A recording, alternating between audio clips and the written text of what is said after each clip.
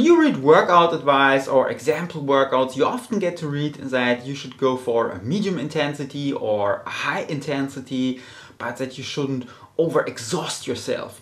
But often these articles don't tell you what exactly your medium or high intensity would be and what your maximum heart rate would be. So in today's video we are going to calculate your maximum heart rate, and from that we can also derive what medium and high intensity would mean for you. And finally I'll also show you a way for finding out your current heart rate without using expensive heart rate monitors and all that. So first of all, let's look at what your maximum heart rate would be. And that can be calculated with a simple rule of thumb, which is 220 minus your age. So if you are 20 years old, your maximum heart rate would be 220 minus 20, and that equals 200.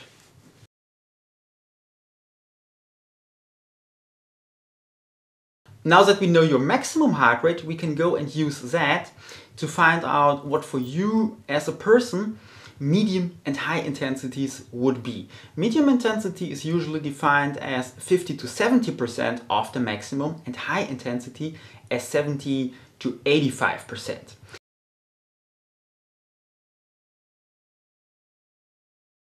And to find out how many heartbeats per minute that would be for you, we simply take your maximum heart rate and then multiply it with the percentage you are looking for. So if you're a 20-year-old, then your maximum heart rate is 200, and if you want to train at the lower end of the high intensity range, 70%, you take that 200 and multiply it with 0.7, and that is 140 beats per minute.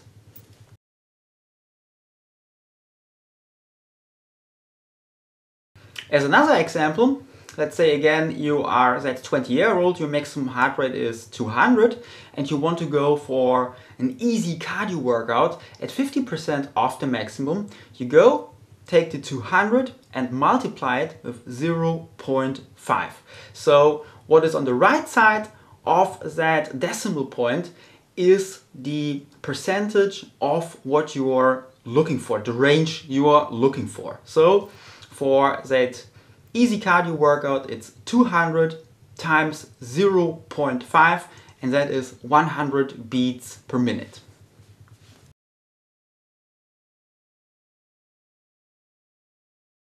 Last but not least, we of course also have to have a way to find out what our current heart rate is.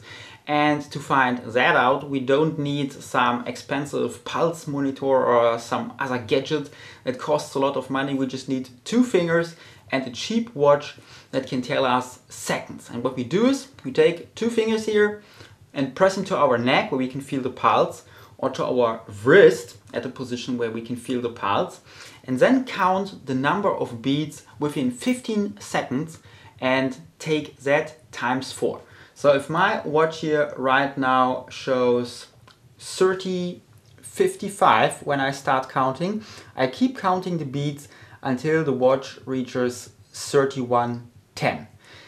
For example, if I counted in those 15 seconds 25 beats, I take that times 4, I get 100 beats, so I have a current heart rate of 100 beats per minute, which would be quite high because I'm just sitting here. The only thing you have to keep in mind when you do this method to find out your current heart rate is to not use your thumb, because your thumb has a pulse on its own and that can confuse you about how many beats you really have per minute. So don't use the thumb.